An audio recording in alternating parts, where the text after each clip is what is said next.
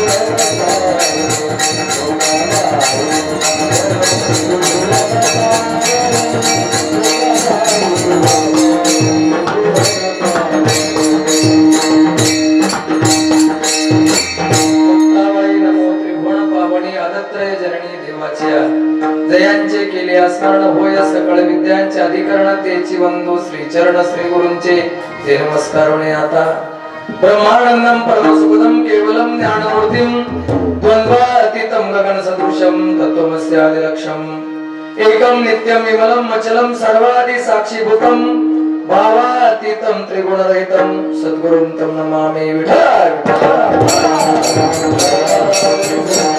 षड्गुणेश्वरी संपन्न जगन्नाथ भगवान पंढरीश परमात्मा विश्वमावली ज्ञानोपाराय वैराग्य रागरक्षी जगद्गुरु तुकोपारायण आपल्या सगळ्यांचं आराध्य पुण्यश्लोक राजा हरिश्चंद्राच्या पायथ्याशी पुण्य आणि पावन भूमीमध्ये सुरू असलेला अखंड नाम यज्ञ शिसवर या ठिकाणी सुरू असलेला कीर्तन महोत्सव आणि या कीर्तन महोत्सवासाठी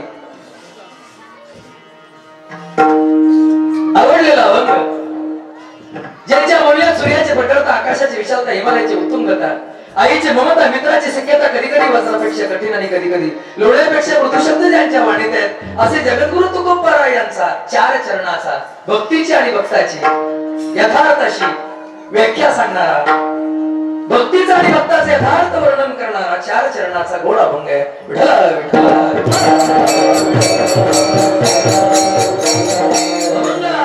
अगोदर अल्पसा परिहार गेल्या अनेक वर्षापासून अनादी वर्षापासून सुरू असलेला हा आमचे परमस्नेही परम आदरणीय परम मित्र नंदकुमार महाराज राऊत यांच्या कुशल अशा मार्गदर्शनाने आणि वैकुंठवासी आमचे गुरुवर्य हरिभक्तपरायण शंकर महाराज राऊत यांच्या पुण्य आणि पावन अशा आशीर्वादाने विठ्ठल महाराज भारवल यांच्या कुशल अशा नेतृत्वाने सुरू असलेला हा अनेक वर्षापासून आनंदोत्सव आणि या आनंदोत्सवामधल्या कीर्तनाचं आमंत्रण आमच्या हरिभक्तपरायण नंदकुमार महाराज राऊत यांच्या अनुबंधाने माझ्याकडे आलं आणि त्या निमित्तानं उपस्थित असणारे सर्व काही माता भगिनी पुरुष वर्ग गुणीजन गायक वादक मंडळी परिसरातलं भूषण असणारे आमच्या अकोले तालुक्यातले गायनाचं भूषण असणारे हरिभक्तपरायण आमचे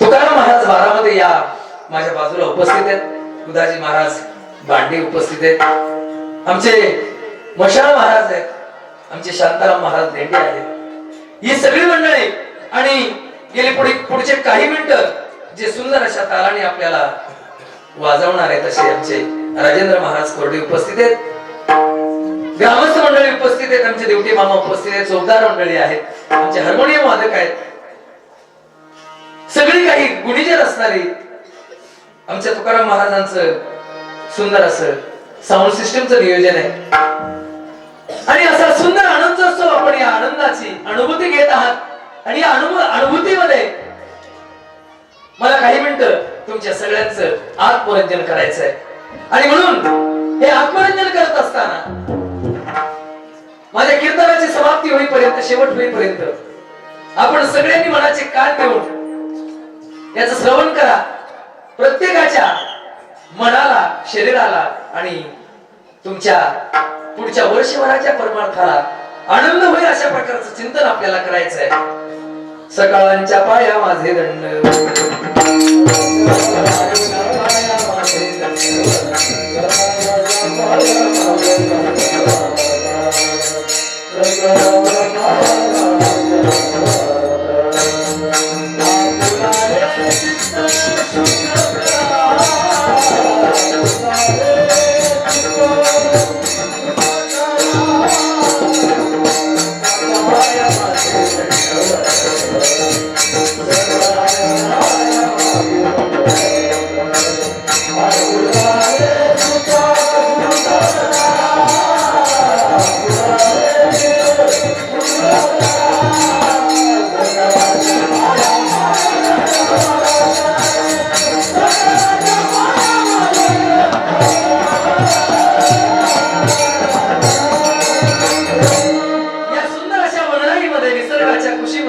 राजा हरिश्चंद्राच्या पायथ्याशी बसलेल्या या सुंदर गावामध्ये आपला हा भक्ती उत्सव गेल्या अनेक वर्षापासून यथासांग पार पडतोय. या आनंदोत्सवाचे अधिकारी असणारी आम्ही सगळी मंडळी दरवर्षी प्रमाणे मला दरवर्षी नंदकुमार महाराज नंदू महाराजांचं आमचं आमंत्रण असतं आणि मी अगदी आनंदाने या ठिकाणी येतो. दरवर्षीचा वाढणारा आनंद, यावर्षीचा असलेला आनंद हा पराकोटीचा आनंद आहे. दरवर्षीपेक्षा सुंदर असं नियोजन आहे यंदा आणि म्हणून या आनंदाचं वर्णन शब्दात करता येणार नाही.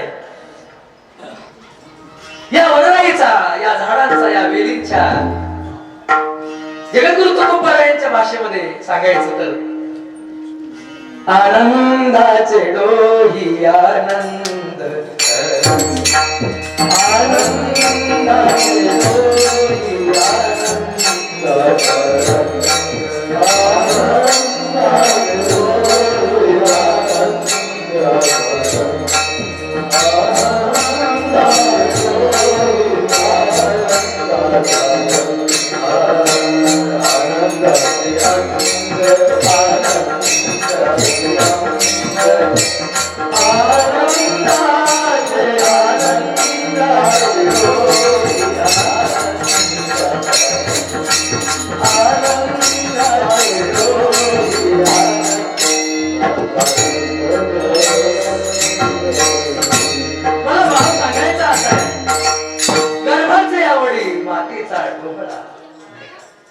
आणि म्हणून या जंगलामध्ये, या सुंदर अशा शांत वातावरणामध्ये ज्या ठिकाणी साधू महात्म्यांनी तप करावं, ज्या ठिकाणी साधू महात्म्यांनी साधना करावी आणि अशा सुंदर वनराईमध्ये डोंगर दऱ्यांच्या कुशीमध्ये हा परमार्थ फुलवत असताना त्या भक्ताची आणि भक्तीची लक्षणं कशी असावीत याचं यथार्थ वर्णन करण्यासाठी अभंगाची रचना आहे. अभंग 4 चरणाचा आहे. गोड असं वर्णन, भक्तीचं वर्णन करतायत आणि भक्ताची लक्षणं सांगतात. या गुरु तुकोबार पहिल्यांदा जाणलं पाहिजे आणि मग जाणल्यानंतर त्याचा परिचय करून घेतला पाहिजे आणि परिचय करून झाल्यानंतर त्याची ओळख निर्माण झाली पाहिजे आणि ओळख निर्माण झाल्यानंतर त्याच्याशी आपल्याला नातं जोडता आलं पाहिजे आणि नातं जोडता आल्यानंतर मग त्याची शक्य होऊन तो आपला होऊन जातो आणि मग मी तो पण जाऊ दे तुली एकची भोंगडी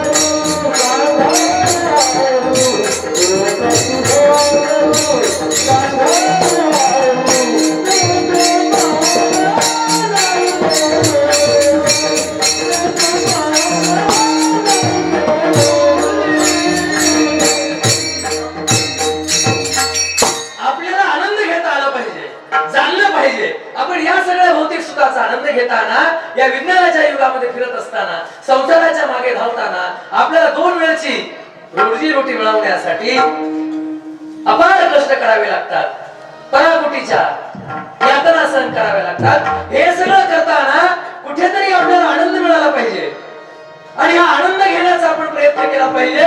संसारामध्ये आनंदाचा शोध आपण रात्रंदिवस घेत असतो, परंतु हा आनंद आपल्याला संसारामध्ये मिळत नाही. याचं कारण त्या ठिकाणी आनंदाचा विचार सुद्धा करता येत नाही. संसारामध्ये दुःख बांधवणी आहे संसार, सुखाचा विचार नाही कुठे, सुखाचा विचारच करता येत नाही. मग आपल्याला आनंद जर पाहिजे असेल तर फक्त हरिभजनामध्ये आनंद आहे. आनंद अन्वय नित्य निरामय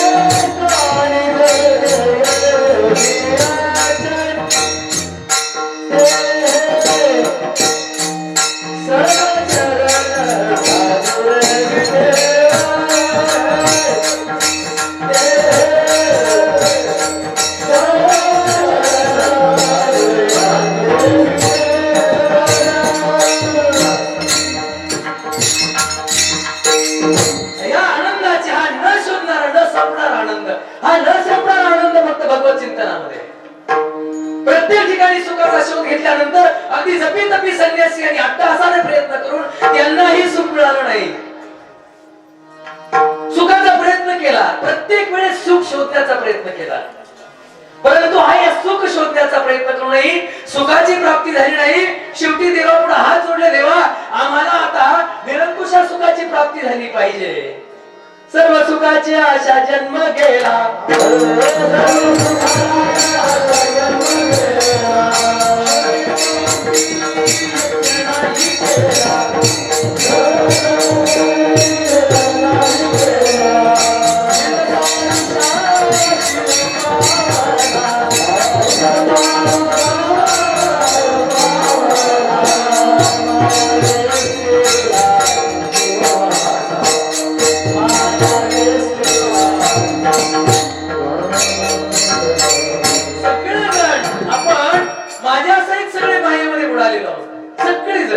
प्रत्येकाला सुखाचा शोध. आपण परमार्थ करताना मी दरवर्षी तुम्हाला सांगतो, संसार चांगला व्हावा म्हणून आपण परमार्थ करतो, की परमार्थ चांगला व्हावा म्हणून संसार करतोय, की नाही?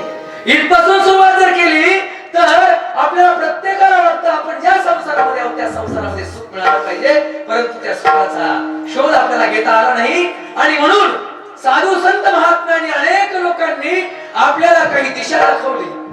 या जगामध्ये भगवंताने काही रत्न निर्माण केली, भगवंताने अशा काही विभूती निर्माण केल्या, ज्या विभूतीने आपल्याला सुखाचं मार्गदर्शन केलं.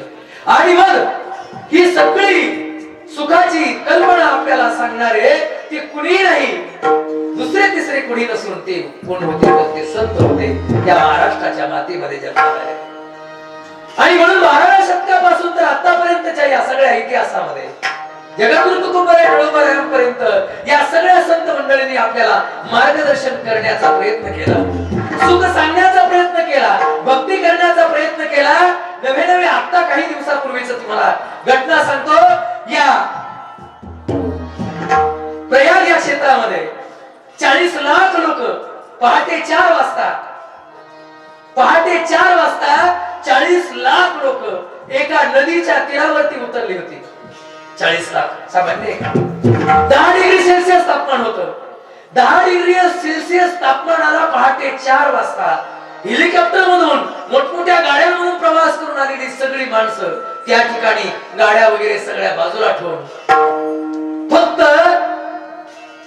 तोकडी वस्त्र परिधान करून पहाटे 4 वाजता ती नदीमध्ये उतरली. त्या गंगा यमुना सरस्वती या 3 नद्यांच्या संगमावरती सगळ्या नदीच्या पात्रामध्ये सगळी 40 लाख लोक उतरले. पहाटेचे 4 वाजले होते. सगळेजण पाण्यामध्ये उभे होते. अंगावरती कपडे नाही आहेत, लज्जा रक्षणापुरती वस्त्र फक्त अंगावरती आहेत. भयंकर थंडी आहे आणि या थंडीमध्ये ती सगळी माणसं त्या पात्रामध्ये उभी आहेत. काय अट्टहास आहे, कशासाठी एवढा सगळा अट्टहास करतायत? एवढे सगळे लाखो लोक त्या ठिकाणी जमा होत आहेत त्या प्रयाग या भूमीमध्ये. हा सगळा अट्टहास कशासाठी, एवढे प्रयत्न कशासाठी? तर फक्त आपल्याला सुख मिळालं पाहिजे, आपल्या या शरीराचं सोनं झालं पाहिजे, या शरीराला पापातून मुक्ती मिळाली पाहिजे. आणि म्हणून हे पाप नष्ट करण्यासाठी ही सगळी मंडळी त्या ठिकाणी उतरली आहे. याचं कारण, त्याच वेळेला एवढ्या थंडीमध्ये उतरण्याचं कारण काय? याचं कारण या भारतामधली नवे नवे परदेशामधली या जगाच्या पाठीवरती ज्या ज्या ठिकाणी त्यांचा आदिवास असेल अशी सगळी साधू महात्मे मंडळी, सगळे नागा साधू त्यावेळेस त्या ठिकाणी येणार होते. आणि त्या मिनिटाला त्या वेळेला पहाटे 4 वाजता ते पात्रामध्ये उतरून आंघोळ करणार होते. आणि त्या पात्रामध्ये आंघोळ केल्यानंतर त्यांनी आंघोळ केलेलं पाणी, त्यांनी आंघोळ केलेलं त्यांच्या अंगावरती पडलेले रजक्कन, त्यांना स्पर्श केलेला त्या पाण्याचा थेंब आमच्याही शरीराला स्पर्श करावा त्या पाण्याच्या थेंबाने, त्या साधू महात्म्यांच्या अंगावरती ओसरलेलं पाणी, त्यांनी आंघोळ केलेलं पाणी आमच्या शरीराला लागावं, आमच्या शरीराला लागावं आणि त्यांनी केलेलं पुण्य आम्हाला मिळावं. त्यांनी जी नामसाधना केली याचं कारण या जगामध्ये सर्वश्रेष्ठ जर कोण असेल, सर्वश्रेष्ठ पुण्यवान जर कोण असेल तर फक्त आणि फक्त साधू आहे. साधू बोध झाला नवरनिया केला, साधू बोध झाला नवरनिया केला, साधू बोध झाला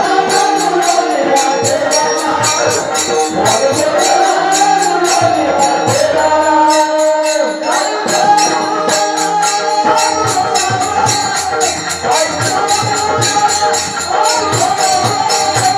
बोध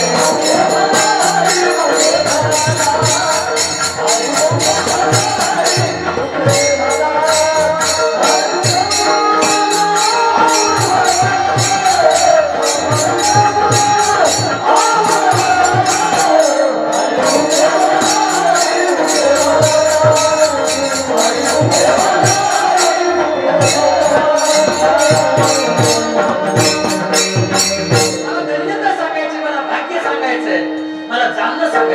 आणि म्हणून माझा अट्टहास चाललाय, साधू बोध झाला तो नवरनिया ठेला, ठाईच मुरार अनुभव.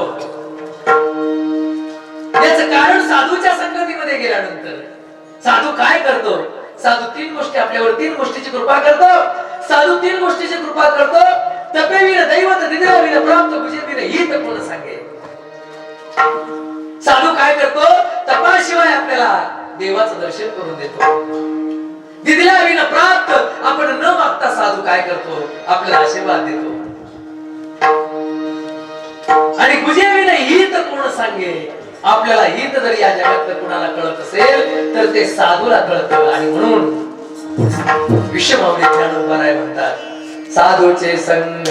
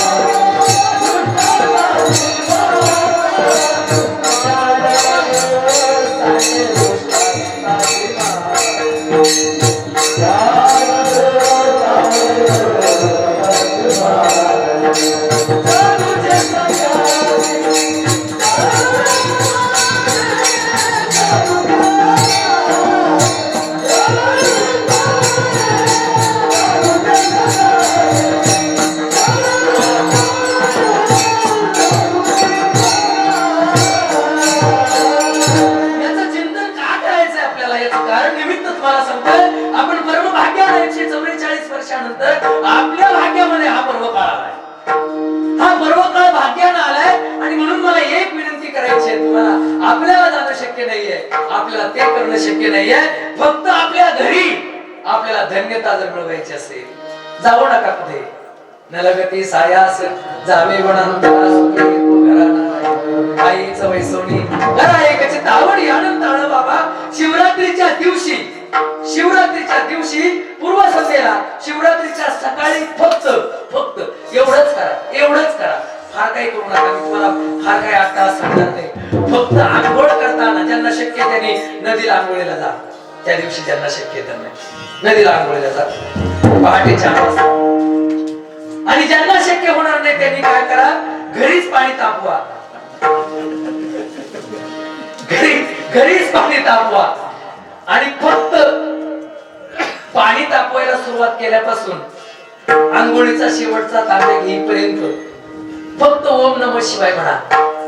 फक्त ओम नमः शिवाय. काय एवढं अवघड फार नाहीये. तुम्हाला तुम्हाला त्या सगळ्या त्या ठिकाणचं पुण्य सुद्धा त्या ठिकाणी मिळेल. हे सगळं प्राप्त करता आलं पाहिजे.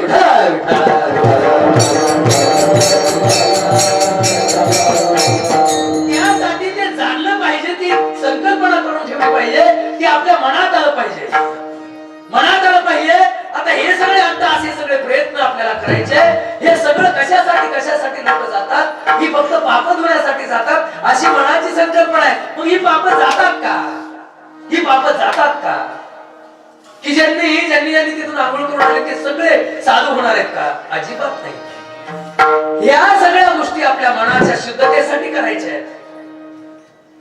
शरीराची पाप आपण दररोज साबण लावून शरीराची पाप धुण्याचा प्रयत्न करतो.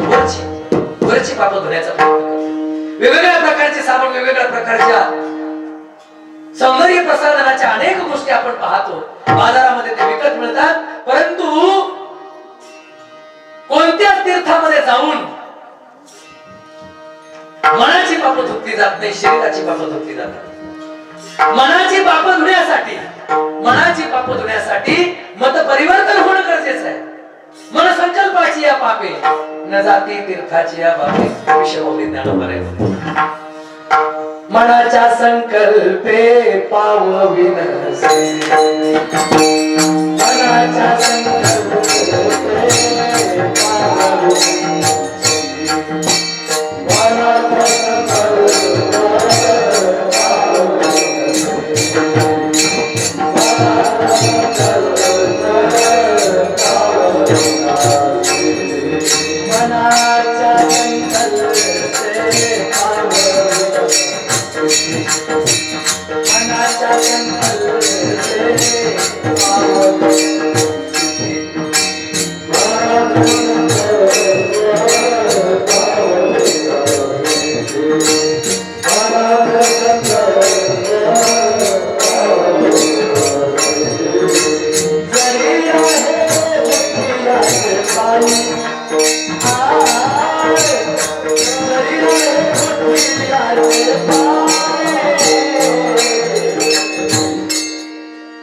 विटेवरी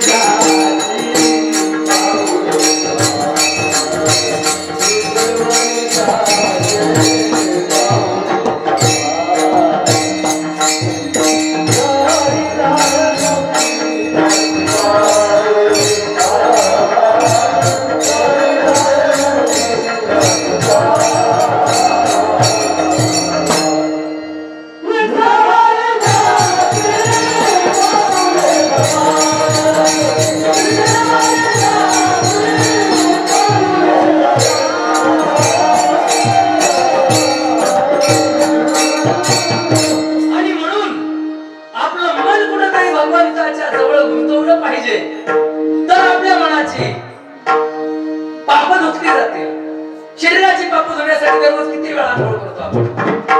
परंतु ते भोग संपणार नाही, संचित बदलणार नाही. आपल्याला चांगलं जीवन जर जगायचं असेल तर चांगल्या मार्गाने गेलं पाहिजे.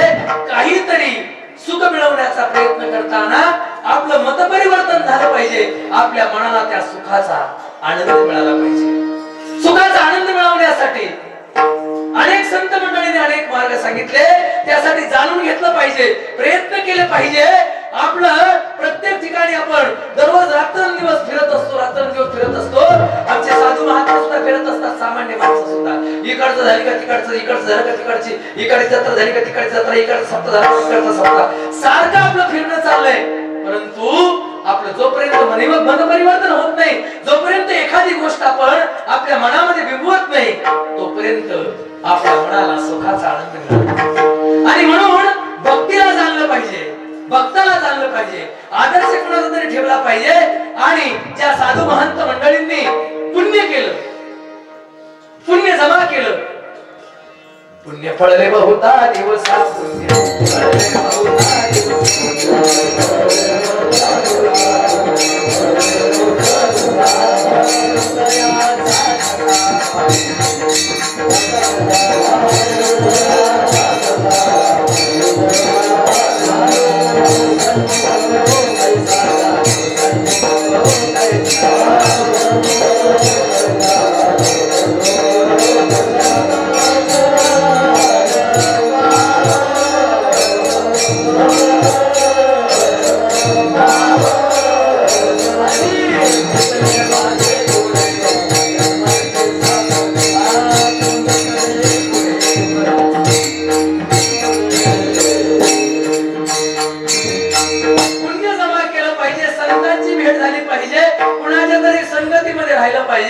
आणि मग आपलं संचित जर आपल्या संचितामध्ये असेल तरच आपल्याला जाणण्याची शक्ती मिळते.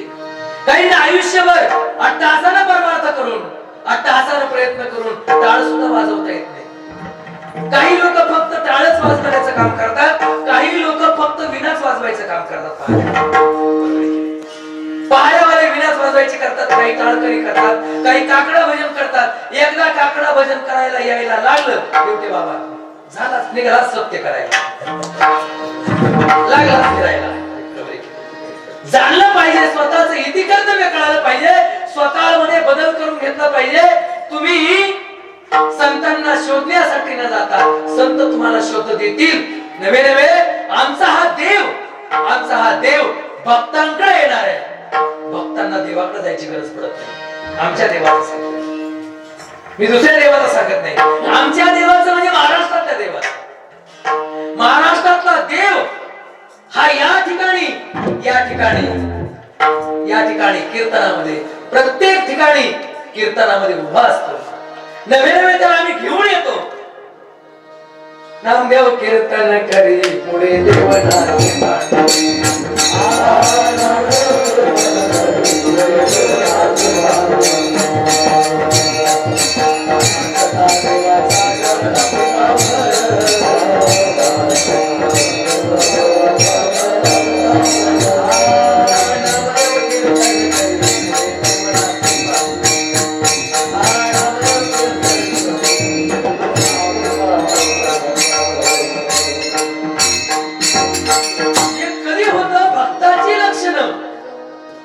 भक्ताची आणि भक्तीची लक्षणं जर प्रबळ असतील तर 100% तुमच्याकडे देव आल्याशिवाय राहणार.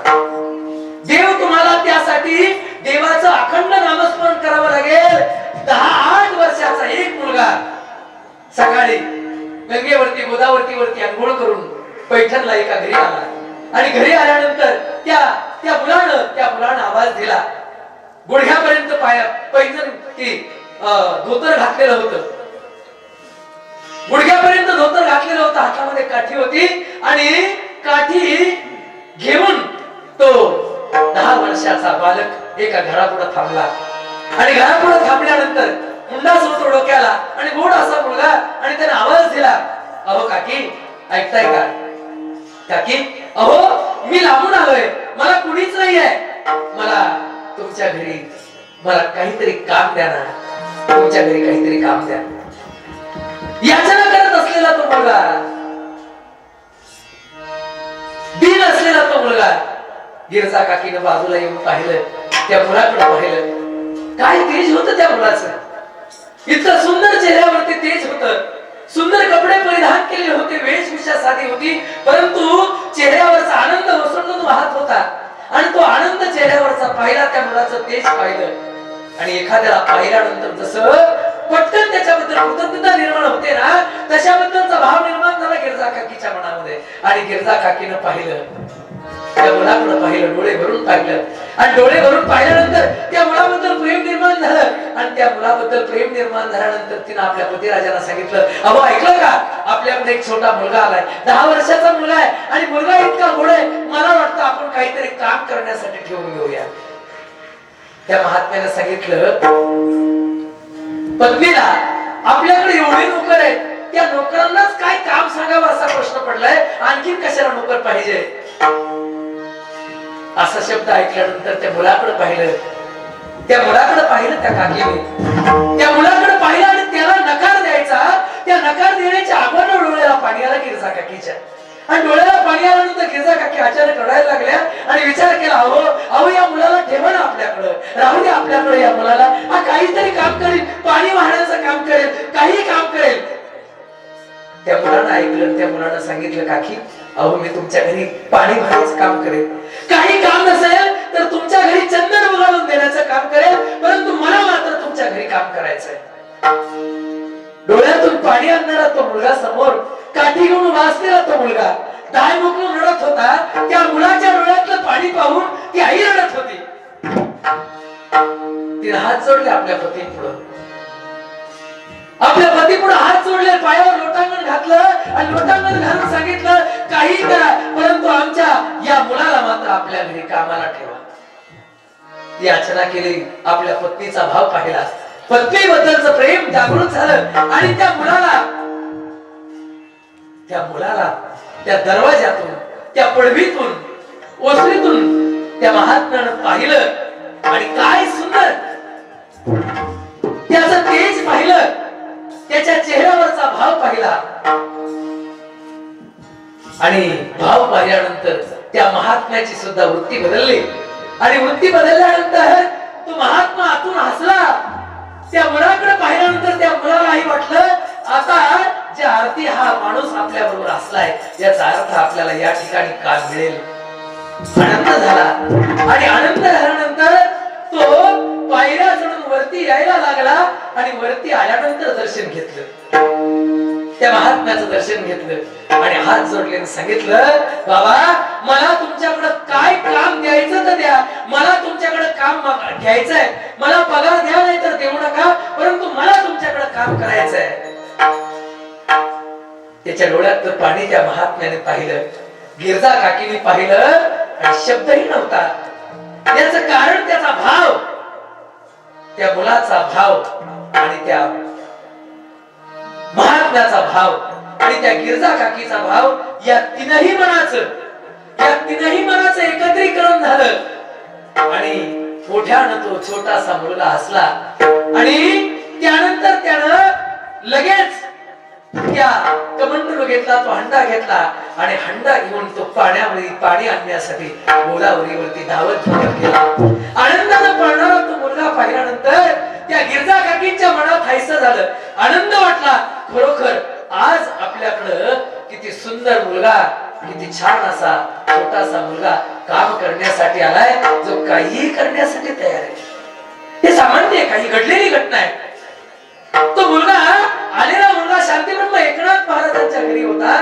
तो सामान्य माणूस नव्हता, या जगाचा मालक, या त्रैलोक्याचा स्वामी, ज्याचा रात्रंदिवस जपी तपी संन्यासी, ज्याची रात्रंदिवस वाट पाहत राहतात, ज्याला पाहण्यासाठी प्रत्येकाच्या डोळ्यामध्ये पहाटे 4 वाजता ज्याला पाहण्यासाठी डोळ्यामध्ये आसू आणून सगळे वारकरी त्याला पाहण्यासाठी 8 तासाला प्रयत्न करत असतात.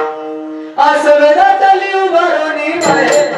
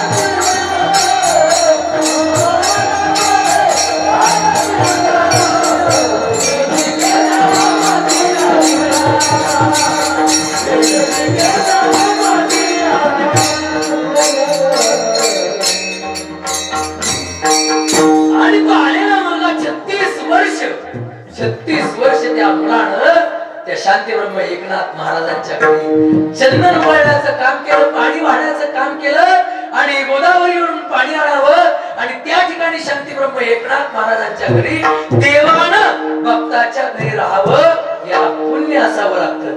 कावडीने पाणी जागरी पाणी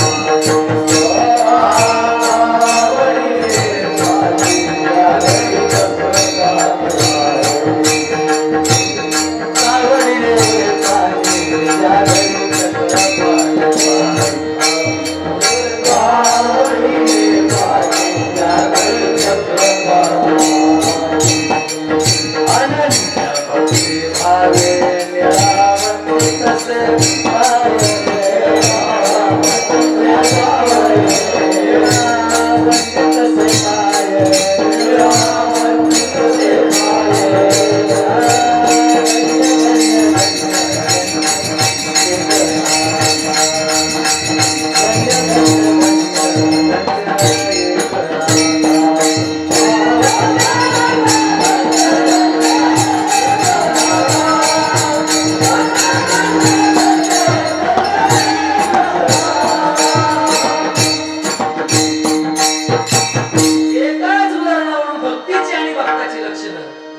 तुम्हाला सांगितली ते पुण्य ते संचित असावं लागतं.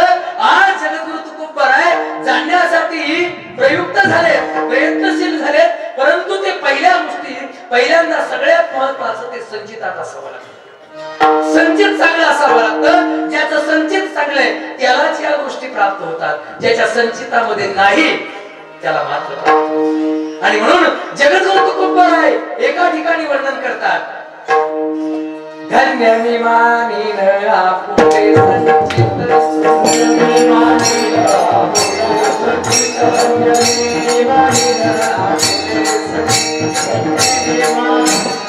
आम्हाला एवढा सांगायचा आहे, धन्य मी मानीन आपुले संचित, राहिलेसे प्रीत तुझे नावी. धन्य झालो आता, याचे संदेह नाही, तुम्ही सगळं धन्यवान आहात. या मंडपामध्ये बसण्याचं भाग्य तुम्हाला मिळालंय. बाकीचे गेले जेवण करून गेले. हरिपाठाला किती गर्दी होती, हरिपाठाला किती गर्दी होती. याचं कारण त्यांच्या संचितामध्ये तो ठेवा नाहीये. त्यांच्या संचितामध्ये डीजेचेच गाणी आणि तमाशाचेच गाणी. परंतु चांगल्या गोष्टी कळायला पाहिजे. लक्षात घ्या, चांगल्या गोष्टी कळण्यासाठी एवढ्या लांबून आमच्या बाबळवटीवरून आलेले आमचे महाराज आहेत, विशाल महाराज, शांताराम महाराज, हे सगळे एवढ्या लांबून आले. आमचे सांबरवरून बाबा आले, दामनवरून बाबा आले, ही सगळी इतर सगळ्या गावांवरून ही सगळी मंडळी गेल्या 8 दिवसापासून अनेक कीर्तनकार मंडळी या ठिकाणी तुम्हाला मार्गदर्शन करतायत. हे सगळं का, कशासाठी? फक्त तुमचं आणि तुमचं संचित बदलण्यासाठी. तुमचं संचित बदललं पाहिजे, तुम्हाला आनंदाचा आसरा घेता आला पाहिजे. आणि हे संचित ती बदलण्याची ताकद कुणामध्ये नाहीये. आमच्या महाराष्ट्राच्या मातीला सुंदर गंध देण्याचा, प्रत्येकाचं मत परिवर्तन करण्याचा हेतू ज्यांनी मनामध्ये प्रस्थापित केला आणि मार्गदर्शन केलं, 4292 इतक्या अभंगाची रचना ज्यांनी केली, फक्त ही अभंगाची रचना कशासाठी? तुमचं मत परिवर्तन होण्यासाठी केली. प्रत्येकाच्या मताचं परिवर्तन व्हावं, प्रत्येकाच्या मनाला सांप्रदायिक आनंद मिळावा, हा एकमेव उद्देश तुकोबरायांचा होता की नाही? तुकोबरायांचा होता. परंतु अशाच कुटुंबातल्या तुकोबरायांच्या रक्ताच्याच माणसानं आत्महत्या केली. रक्ताच्याच माणसानं म्हणजे नातवानच थोडक्यात. शिरीष महाराजांनी कर्जाचा डोंगर झाल्यानंतर आत्महत्या करावी, हे महाराष्ट्राच्या विचाराचा अपयश आहे. हे महाराष्ट्राच्या विचाराचा अपयश आहे. आम्ही रात्रंदिवस नव्हे, सगळ्याच महाराष्ट्रातले कीर्तनकरांनी प्रत्येकाला सांगावं, प्रत्येकाला आधार द्यावा. आम्ही कीर्तन सांगतो, आमचा वारकरी कधी आत्महत्या करत नाही, आमच्या वारकऱ्याचं मन कधी अस्थिर होत नाही, आणि आमच्याच वारकऱ्यांना थोडक्यात टावर खालीच रेंज गेली, टावर खालीच रेंज गेली, आणि त्याच कुटुंबातल्या माणसानं आत्महत्या करावी, हे संप्रदायाचं अपयश आहे. नवे हे सगळं का करतो आम्ही? आम्हाला आमच्या जीवनामध्ये ज्या पद्धतीने आम्ही संचितामध्ये राहतोय, आले भागा ते करीतो, तुझे नाम उच्चारतो, दृढ माझे मन येथे राखावे बांधून, असं असणार आमचं. आता माझ्या भावा अंतराय नको देवा, आले भागा ते करीतो, ते सगळं आमच्या वाट्याला आलंय. आम्हाला आमचं संचित बदलायचंय, आमच्या संचितामध्ये असलेलं भाग्य बदलायचंय. परंतु हे भाग्य बदलवताना आपल्या मनाची अवस्था कशी असली पाहिजे? सगळ्यात महत्त्वाचं विचार करताना, आनंदाचा विचार करताना, सुखाचा विचार करताना नेहमी एक गोष्ट लक्षात ठेवा, आपण कितीही लांब असो, कोणतंही दुःख आपल्या वाट्याला येऊ द्या, कोणतंही सुख वाट्याला येऊ द्या, लक्षात ठेवा हे आपल्या प्रारब्धामध्ये होतं असं देणार, हे आपल्या संचितातच होतं, हे घडणारच होतं. त्याच्यामध्ये कोणीच बदल करू शकत नाही. मग आपण जर बदल करू शकत नाही, प्रत्येकाच्या मृत्यूची तारीख प्रत्येकाला माहिती आहे. तुमच्या या ठिकाणी बसलेली सगळी माणसं, या ठिकाणी सगळी बसलेली माणसं, घरी तुमच्या गावातली झोपलेली माणसं, तुम्हाला देव प्राप्त नाही का? तुम्हाला देव प्राप्त नाही का? नंदू महाराज, आपण सप्ताह देव मिळवण्यासाठी करतोय का? देव मिळवण्यासाठी सप्ताह आपण करत नाही. देव प्रत्येकाला मिळालेला आहे. प्रत्येकाच्या हृदयामध्ये देव आहे, प्रत्येकाच्या हृदयामध्ये. आणि तुम्हाला खरं वाटत नसेल, ज्याच्या हृदयामध्ये देव नाही असं वाटत असेल तुम्हाला, माझ्या हृदयात देव नाही असं तुम्ही म्हणा. इथून काय करायचं? एकच करायचं. इथून कीर्तनावरून उठल्यानंतर फक्त एकच म्हणायचं, माझ्या हृदयात देव नाही, माझ्या हृदयात देव नाही, माझ्या हृदयात देव नाही. कुठपर्यंत म्हणायचं? झोपेपर्यंत म्हणायचं. कुठपर्यंत? झोपेपर्यंत. झोपेपर्यंत म्हणायचं. सकाळी तुम्ही उठणार, सकाळी तुम्ही, मी शब्दावर सांगतो, सकाळी तुम्ही झोपेतून उठणार. याचं कारण देवाला प्रत्येकाला देव प्राप्त आहे, फक्त तो प्राप्त झालेला देव कळून घेण्यासाठी हा अट्टाहास आहे. हा सगळा अट्टाहास, हा सगळा सप्ताह, ही सगळी रचना, हे सगळे कीर्तनकार देव मिळालेला देव कळण्यासाठी ही सगळा प्रयत्न आहे. आणि म्हणून ते संचित आपल्याला बदलवता आलं पाहिजे. संचित बदलवण्याचं सामर्थ्य जगद्गुरु गुरु तुकोबर यांनी आपल्याला सांगितलं, शिकवलं. काहींचं बदलतच नाही, काहींचं बदलतच नाही, ते शिकवलं. जगद्गुरु तुकोबर आहे संचिताबद्दल फार सुंदर वर्णन करतात. संचित सांडव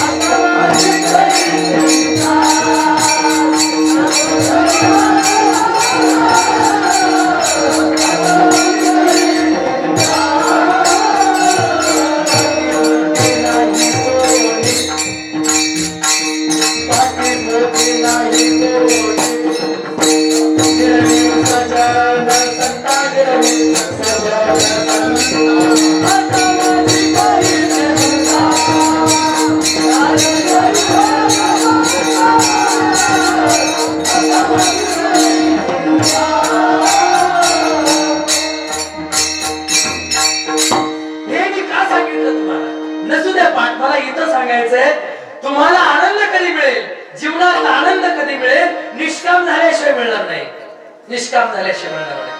आता माझी करी चिंता दान देई भगवंता. पुढचं ऐकून घ्या बरं, काही एक वाक्य इथं असेपर्यंत, फक्त इथं असेपर्यंत, घरी गेल्यानंतर नाही, फक्त इथं असेपर्यंत एक वाक्य ऐकून घ्या. पाठी पोटी नाही कोणी निरविसर्जन संत. इथं असेपर्यंत, घरी गेल्यानंतर सगळं आपलंच आहे. घरी गेल्यानंतर लगेच सुरुवात होतं 4 पिढ्यांचं, 5 पिढ्यांचं, 10 पिढ्यांचं. सारखं आपलं कमवायचा अट्टाहास चाललाय, सारखं मिळवण्याचा अट्टाहास चाललाय, रात्रंदिवस तडफड चालू आहे, सारखं आपलं साठवून ठेवण्याचं काम चालू आहे. आपलं जाऊ द्या म्हणून, शहरामध्ये लोकांचं पाहिलं घाम फुटतो अंगाला.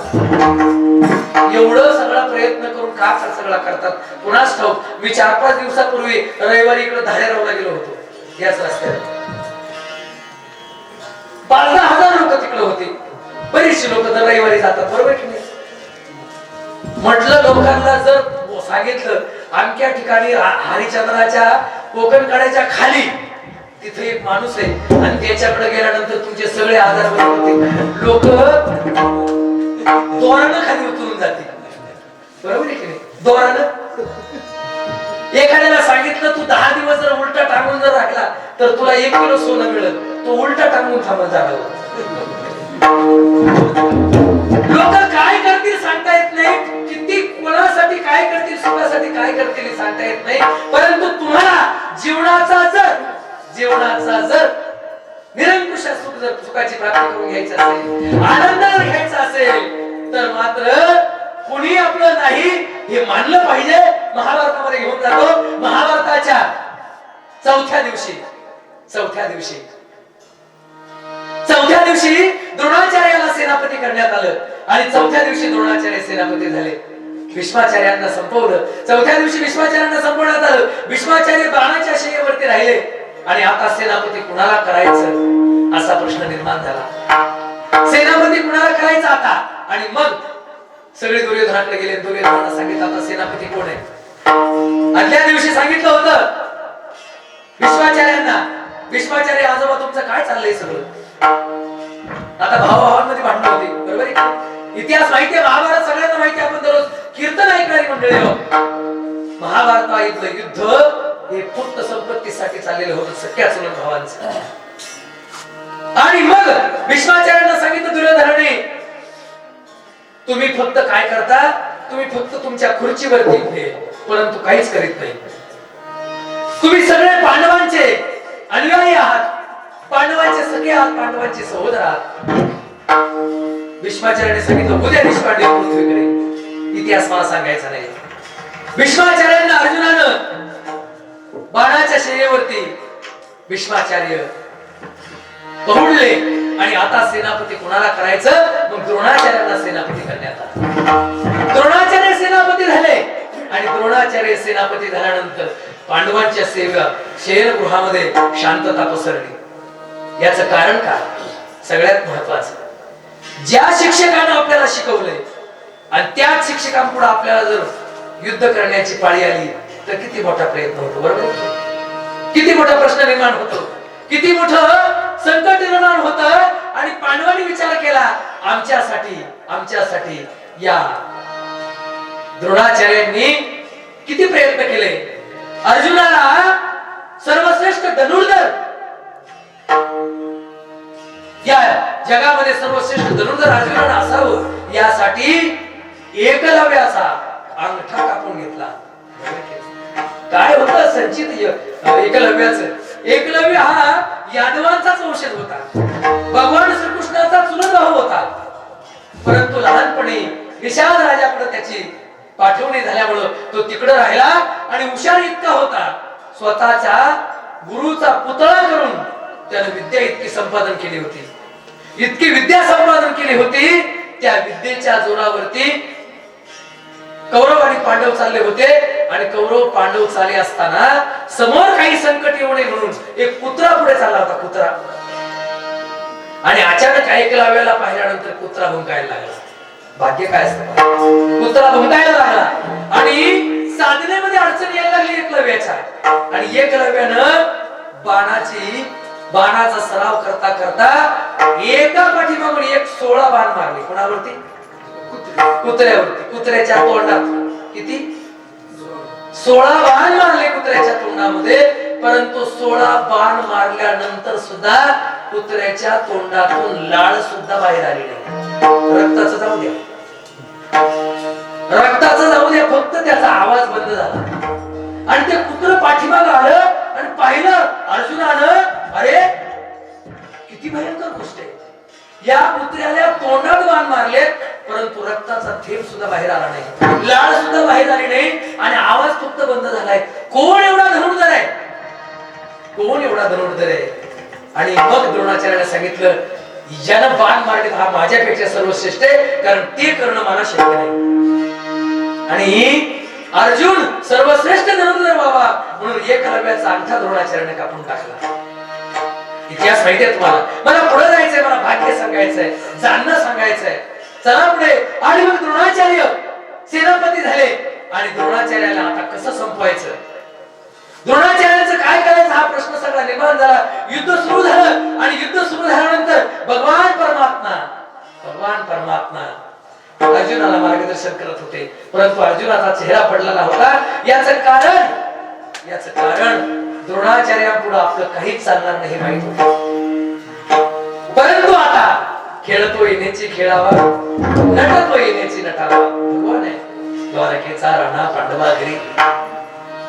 आणि संध्याकाळ झाली 4 वाजता. धर्मराजाला सांगितलं आता मी सांगतोय तसं म्हणायचं, फक्त बाकी काय करायचं. आणि मग धर्मराजाला सांगितलं तू फक्त मी सांगितलेली बातमी काय सांगायची, द्रोणाचार्याला सांगायची. आणि द्रोणाचार्याला सांगितलं धर्मराजानं अश्वत्थामा मेला. काय सांगितलं, अश्वत्थामा गेला. परंतु पुढे नरोवा कुंजरोमे हत्ती मेला होता अश्वत्थामा नावाचा. परंतु अश्वत्थामा मेला हे का सांगितलं, याचं कारण आपल्या एकमेव मुलावरती प्रेम होतं. कुणाचं, द्रोणाचार्य. एकमेव मुलावरती अतिशय प्रेम होतं. नरोवा कुंजरोवा हे म्हणायच्या अगोदर शंख वाजवला देवानं आणि बातमी ऐकली आपल्या मुलाच्या मृत्यूची. एकमेव मुलाच्या मृत्यूची बातमी ऐकली. मुलाच्या मृत्यूची बातमी ऐकल्यानंतर कुणाला गोड वाटणार नाही, कुणाला दुःख वाटणार नाही. दुःख झालं आणि धनुष्य खाली ठेवून दिला. धनुष्य खाली ठेवून दिला द्रोणाचार्याने. रथाच्या खाली उतरले. संध्याकाळचे 4 वाजले होते. 5ही पांडव जमा झाले. दाही मोकळून रडायला लागले द्रोणाचार्य. आणि द्रोणाचार्याने हात जोडला, देवाला सांगितलं देवा काय चूक झाली माझी. आयुष्यभर मी लोकांना शिक्षण देण्या, कौरव पांडवांना शिक्षण देण्याचं काम केलं. गरिबीमध्ये मी आयुष्य जगलो. ब्राह्मण असताना सुद्धा मी शिक्षा देण्याचं काम केलं कौरव पांडवांना. आणि आज माझ्या मुलाच्या मृत्यूचं, माझ्या मुलाच्या प्रेताला खांद्या देण्याची वेळ माझ्यावर आलेली आहे. किती वाईट गोष्ट आहे, किती वाईट गोष्ट आहे. काय चुकलं माझं. अरे माझ्याच कुळामध्ये जन्मलेला सुदामा, माझ्याच कुळामध्ये जन्मलेला सुदामा, दीन असलेला सुदामा, दरिद्री असलेला सुदामा, मुठभर पैसे घेऊन, मुठभर पैसे घेऊन तुझ्या दारात आला. अरे दार पालो पुस कन्हैया से कह दो किधर पे सुदामा गरीब आ गया, किधर पे सुदामा गरीब आ गया, किधर पे सुदामा गरीब आ गया.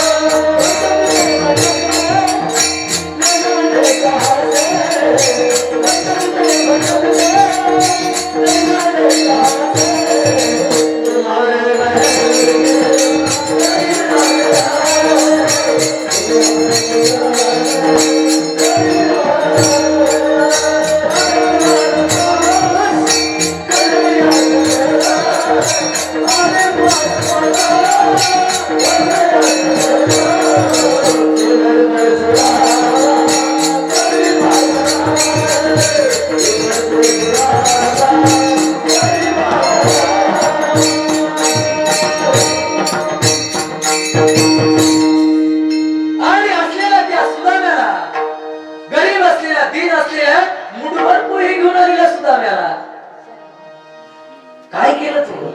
अरे सोन्याची लंका दिली. सुदामा ब्राह्मण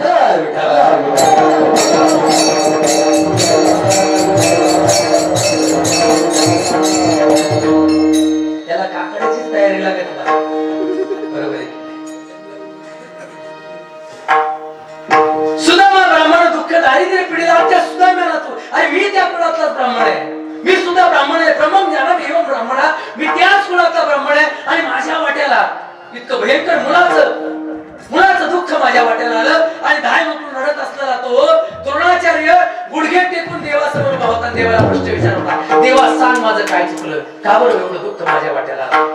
मी ब्राह्मण आहे, या जगामध्ये सर्वश्रेष्ठ असलेला ब्राह्मण आहे. या जगामध्ये सर्वश्रेष्ठ जात जर कोणती असेल तर ती माझी जात आहे. कोण सांगतोय? द्रोणाचार्य सांगतोय. असं म्हणतात मराठीमध्ये, कितीही झाला भ्रष्ट तरी ब्राह्मण तिन्ही जगी श्रेष्ठ, असं म्हणतात. बरोबर आहे की नाही? प्रत्येक मंदिरामध्ये देवाची पूजा करण्याचा मान कुणाला असेल तर ब्राह्मणालाच असतो. आणि अशा ब्राह्मण कुळात जन्माला आलेला मी मात्र हातभार झालोय, मी मात्र माझ्या नशिबी असं काय यावं? धाय म्हणून रडणारा द्रोणाचार्य देवाला प्रश्न विचारतोय. देवानं सांगितलं, अरे द्रोणाचार्य, अरे ब्राह्मण म्हणायच्या लायकीचा सुद्धा तू नाहीयेस. पहिलं कारण तुझं शिक्षण तू विकलस. पहिलं कारण तू एका माणसाला मारण्याच्या मुलीवरती शिक्षण द्यायला तयार झाला. पहिली गोष्ट. म्हणून या जगाच्या पाठीवर शिक्षक या नात्याला काळीमा फासणारा इतिहासामध्ये जर पहिला कोण असेल तर तो द्रोणाचार्य तू असेल. कारण दुसरा शिष्य माझा मोठा होणार आहे म्हणून एका शिष्याचा अंगठा कापून टाकणारा तू आणि तूच फक्त या जगाच्या पाठीवर एकमेव शिक्षक आहे. ही तुझी पहिली चूक. दुसरी चूक, तुझा मित्र द्रुपद, ज्या मित्राने तुला अर्ध राज्य नाही म्हणून सांगितलं होतं आणि त्या मित्राकडे तू गाय मागण्यासाठी गेला. आणि गाय मागण्यासाठी त्या मित्रानं तुला गाय दिली नाही.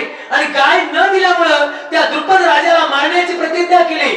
आणि भीष्माचार्याला सांगितलं, द्रुपदाला जर बंदी करून माझ्याकडे आणत असेल तरच मी पांडवांना शिकवेल. या बोलीवर तू तयार झालास, तुझ्या मित्राला तू संपवून टाकलंस, त्याचा शिरच्छेद केला, त्या बोलीवर तू शिक्षण द्यायला तयार झाला. आणि तिसरी गोष्ट, अरे अर्जुना, हे द्रोणाचार्य, संसारामध्ये जीवन जगताना माणसानं मी देव समोर असताना सुद्धा तू देवाला कधीच मानलं नाही. तू तुझ्या मुलावरती अतिप्रेम करत राहिला. तुझ्या मुलावरती तुझं इतकं प्रेम होतं, मुलाला 1 कोटी मोहरा तुझ्या मुलाला या युद्धामध्ये सहभागी झाल्यानंतर मिळतील ही गोष्ट तुला माहित होती. म्हणून पैशासाठी आणि फक्त पैशासाठी कौरवांच्या बाजूने युद्ध करायला तू लावलंस. ही तुझी चूक आहे. आणि म्हणून हे द्रोणाचार्य, तुला देव ओळखता आला नाही, तुला संसार ओळखता आला नाही, तुला नीतिमत्ता ओळखता आली नाही. अजून एक सांगू, तुला मारण्यासाठी एक माणूस या युद्धामध्ये रात्रंदिवस तलवार उगारून उभा आहे. ज्याच्या डोळ्याकडे पाहिल्यानंतर तो तुला मारण्यासाठी सिद्ध होईल असा एक माणूस, ज्याला मारण्यासाठी तू पांडवांचा वापर केला असा द्रुपद राजाचा मुलगा दृष्टद्युम्न, हा तुला मारण्यासाठी उभा आहे. द्रोणाचार्या, तुला लगेच तुझा शिरच्छेद करणार आहे. हे सगळं द्रोणाचार्याने ऐकून घेतलं. आणि द्रोणाचार्याने सांगितलं, देवा सांगा माझी काय चूक झाली. देवानं जे सांगितले ते अभंगाच्या शब्दांची पूजा करताना मला अभंगामध्ये प्रवेश करायचा आहे. देवानं सांगितलं, ब्राह्मण जरी असला तरी तुला भक्त आणि देव ओळखता आला नाही. तू फक्त आणि फक्त प्रपंचाचा, संसाराचा, तुझ्या मुलाचा एकमेव विचार केला. आणि मुलाचा आणि संसाराचा विचार केल्यामुळं तुझ्या वाट्याला फक्त आणि फक्त नरकवास आला. हे सगळं फक्त तुला देव न ओळखता आल्यामुळे झालं. आता तू नरकयातना भोगण्यास सिद्ध हो. दृष्टद्युम्नाला लांबून पाहिलं आणि दृष्टद्युम्न पळत आला आणि एका घावामध्ये द्रोणाचार्याचं मुंडकं धोडताना वेगळं केलं. कथा संपली माझी. द्रोणाचार्य भगवान परमात्मा श्रीकृष्णाच्या काळामध्ये जन्माला आलेले, ओळखणारे, फक्त आणि फक्त आपल्या प्रपंचावरती, आपल्या मुलावरती, आपल्या बायकोवरती प्रेम केलं. भगवंत सोडून, भक्ती सोडून, भक्त सोडून इतर गोष्टीवरती प्रेम केलं. आणि म्हणून भगवंताला जाणता आलं नाही. या जगामध्ये कुणी किती श्रेष्ठ असा, कुणी किती कनिष्ठ असा, ज्याला भगवंताला जाणता आलं नाही तो शून्य आहे. त्याची या जगामध्ये किंमतच नाही. या जगामध्ये सर्वश्रेष्ठ कोण आहे? ज्यानं भक्ती आणि भक्ताला जाणलं, ज्यानं देव आणि संतांना जाणलं, तोच श्रेष्ठ आहे आणि त्यालाच आपण जाणलं पाहिजे. त्यालाच जगद्गुरु तुकोबर आहे. आज भक्ती असं म्हणतात. अभंगाचं पहिलं चरण.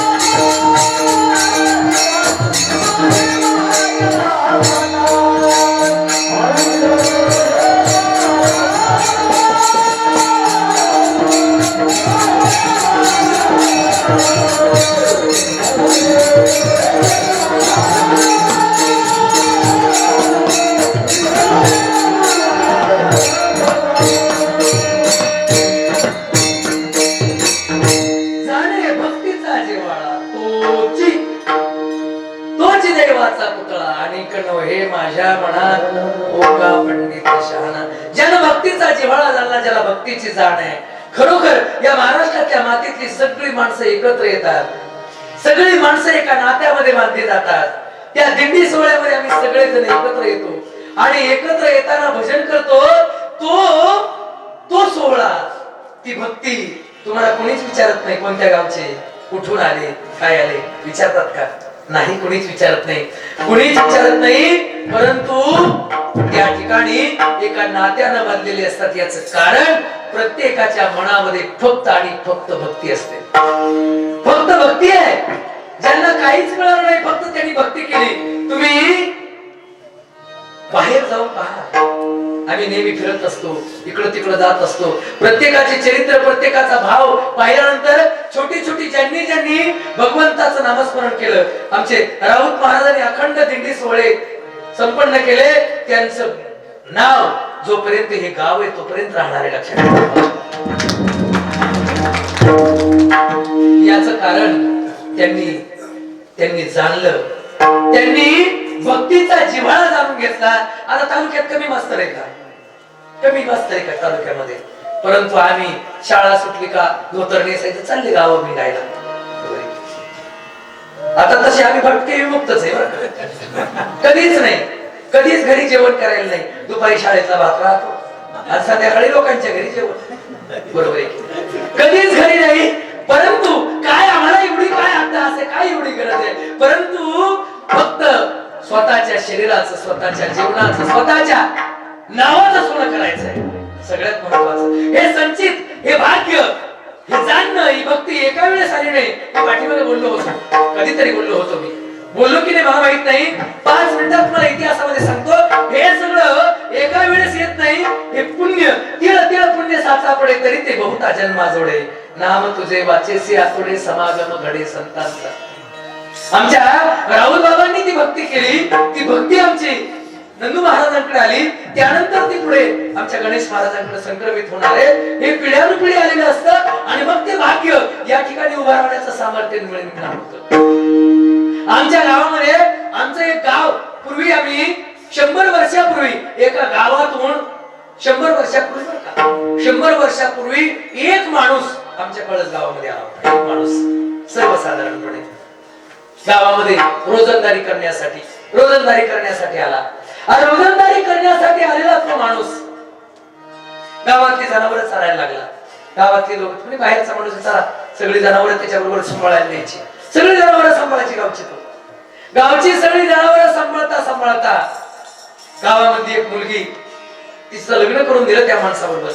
त्यांचा संसार सुरू झाला. परंतु भक्ती फार महत्वाची आहे. भजन करणारी दोनही मुलं जन्माला आली. एक आंधळा आणि एक डोळस. आंधळा आणि डोळस ही 2 मुलं जन्माला आली. आंधळा भजन करायचा रात्रंदिवस. भजन करता करता तो पुढे निघून गेला. त्याचा तपासच लागला नाही. तो अजूनच आला नाही, अजूनपर्यंत आलाच नाही. आणि दुसरा जो डोळस होता त्याचा संसार सुरू झाला. रात्रंदिवस भजन करायचा. पण भजन करता योगक्षेम झाला पाहिजे. भजन करता पुण्य जमा झालं पाहिजे. ते पुण्य साठून आपल्याला भाग्याचा उदय होतो. भाग्याचा उदय जर असेल तरच संत पाय आपल्या समोर उभे राहतात.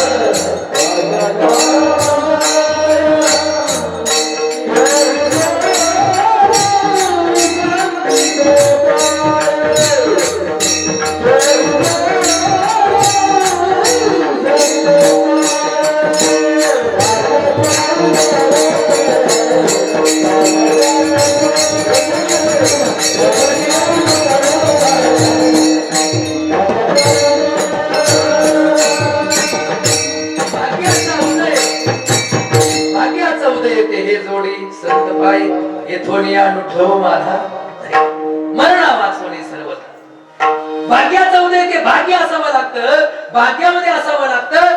आणि या जगामध्ये परमदेव तुमच्या हृदयात नसेल किंवा तुमच्या हृदयामध्ये भगवंताचं नामस्मरण नसेल तर तो कितीही मोठा असू द्या, कितीही श्रीमंत असू द्या, कितीही मोठा शक्तिशाली असू द्या, त्याची किंमत शून्य आहे. हे मी सांगत नाही, जगद्गुरु तुकोबा आहे दुसऱ्याच्या नात व्यक्त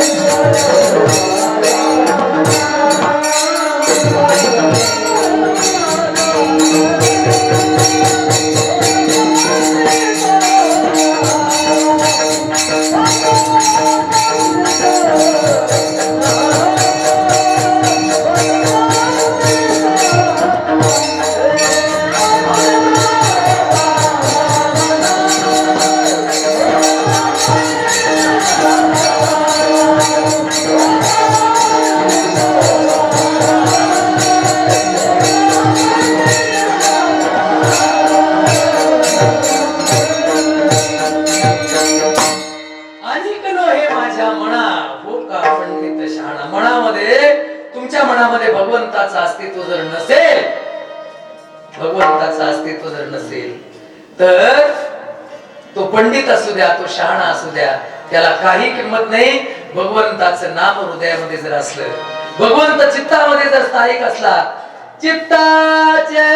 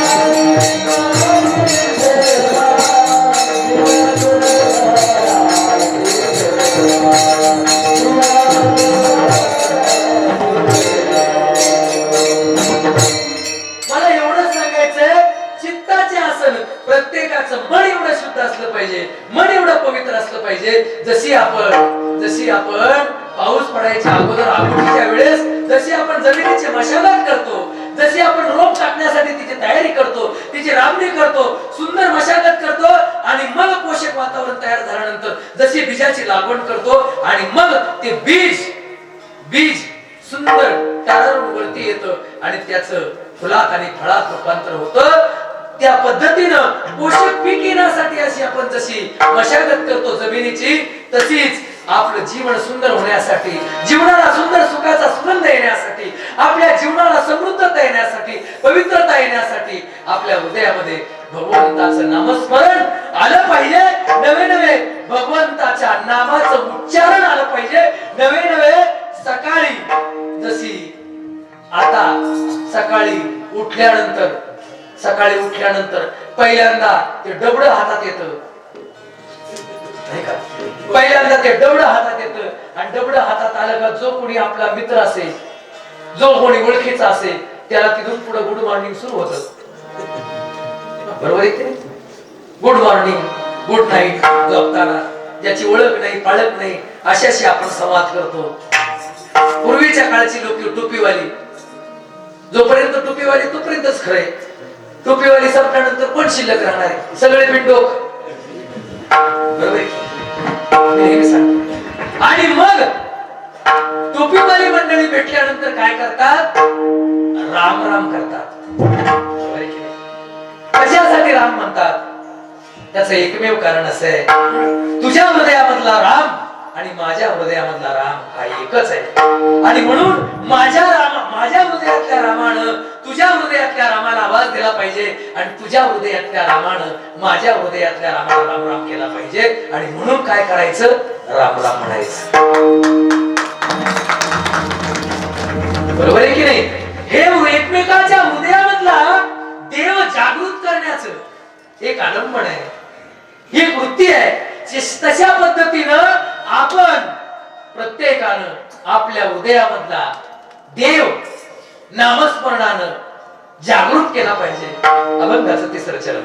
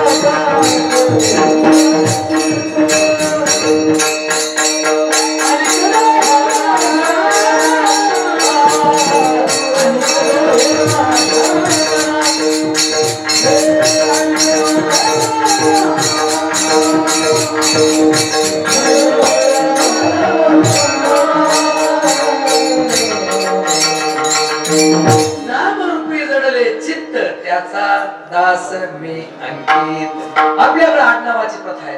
एखाद्याचं आडनाव इकडे जर भांगरे असलं आणि कुठलाही भांगरे भेटला आपल्याला वाटतं वा वा भेटलं नामरूपी जडले चित्त. आपल्याला कुठेही जाऊ द्या, कुठेही गेल्यानंतर आपल्या आडनावाचा किंवा आपल्या नावाचा जरी भेटला, बरोबर आहे की नाही, आपल्या नावाचा जरी व्यक्ती भेटला तरी आपल्याला आनंद होतो. मग आपला देव भेटल्यानंतर, आपला माणूस भेटल्यानंतर चित्तामध्ये ज्याच्या भगवान आहे. आता आम्ही जर लांब गेलो, नर्मदेच्या परिक्रमेला गेल्यानंतर जर गळ्यात माळा असलेला जर आम्हाला भेटला, काय आनंद व्हायचा. कंठी प्रेम दाटे नेहमी विरडोटे हृदयी प्रगटे रामरूप, अशा पद्धतीची अवस्था व्हायची. कुठे याचं कारण काय, त्याच्या हृदयातला देव आणि आपल्या हृदयातला देव हा सारखाच आहे. आणि म्हणून वैष्णवा संगती सुख वाटे जीवा आणि कमी देवा काही नेने गायनाचे उडे आपुले आचंदे मनाचे आनंदे आवडीने हा भाव निर्माण होतो. याचं कारण फक्त भक्तीला जाणणे. आणि मग भक्तीला जाणत असताना नुसती भक्ती जाणायची नाही, तर भक्तीची नवलक्षणं काय, ही नवलक्षणं सुद्धा जाणून घ्यायची. ही भक्तीची नवलक्षणं कोणती आहेत ती अभंगाच्या शेवटच्या चरणामध्ये वर्णन करतात.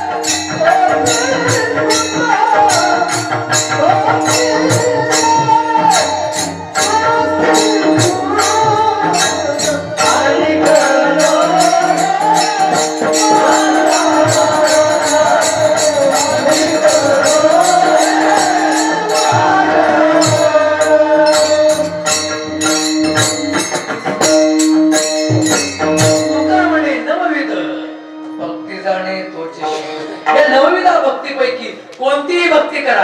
आता तुम्ही बसलेले खाली कोणती भक्ती करताय, श्रवण भक्ती करताय. श्रवणम मी जे करतोय ती कोणती आहे, कीर्तनम. कीर्तन भक्ती आहे. श्रवणम कीर्तनम वंदनम अर्चनम दास्यम सख्यम आत्मनिवेदनम, या 9 प्रकारच्या भक्ती आहे. या 9 प्रकारच्या भक्तीमध्ये सगळ्यात सोपी भक्ती कोणती आहे, श्रवण. आता मी उभा राहिलो, मी कधी पडू शकतो, उभा राहिलेला पडू शकतो, बरोबर आहे. तुम्हाला भीती आहे का, तुम्हाला भीती का पडायची, अजिबात. म्हणून तुमची भक्ती सर्वश्रेष्ठ आहे, श्रवणम, बरोबर आहे. ज्याला अर्ज भरला तो पडू शकतो की नाही. आणि म्हणून बसलेला श्रवण करणारा श्रवणम कीर्तनम अर्चनम वंदनम सख्यम दास्यम आत्मनिवेदन, या 9 प्रकारच्या भक्ती आहे. या 9 प्रकारच्या भक्ती जाणून घेणारा तोच शुद्ध असतो. तशाच पद्धतीने आपण जगलं पाहिजे. कोणत्या पद्धतीने जगलं पाहिजे, कोणत्या देवाचं नामस्मरण केलं पाहिजे. Vithoba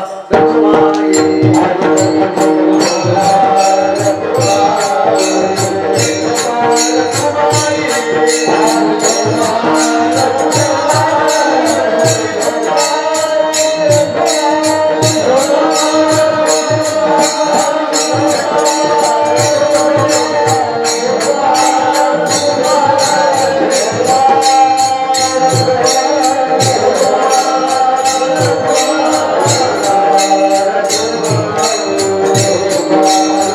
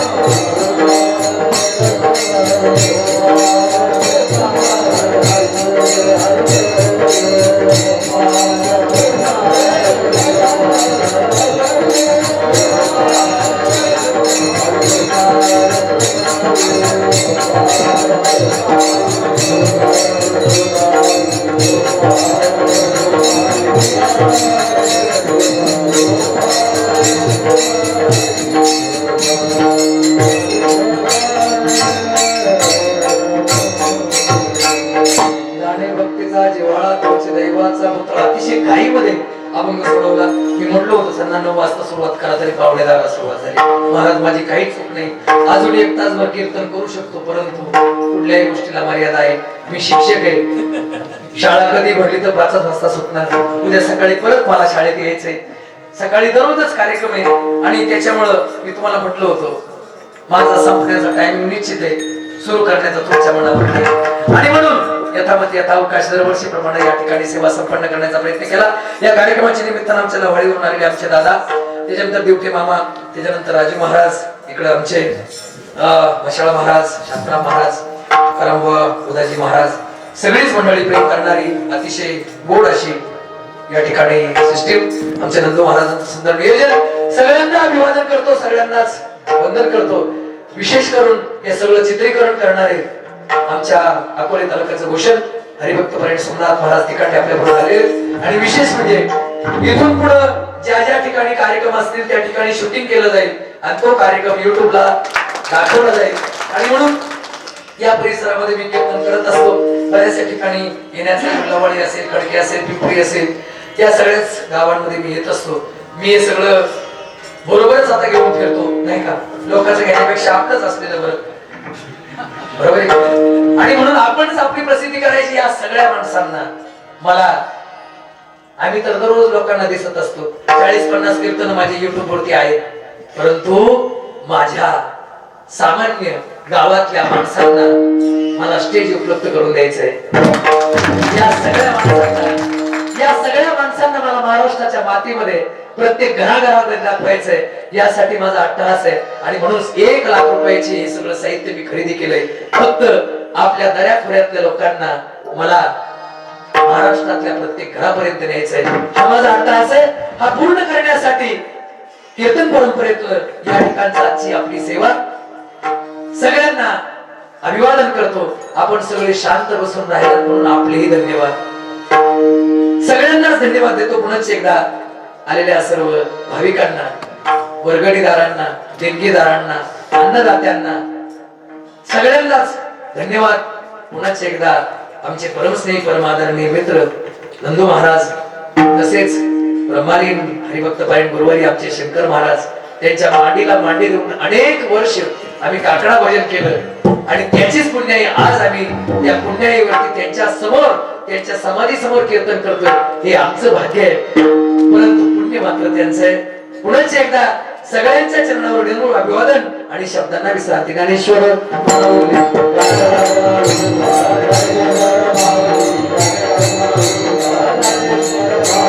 Thank you.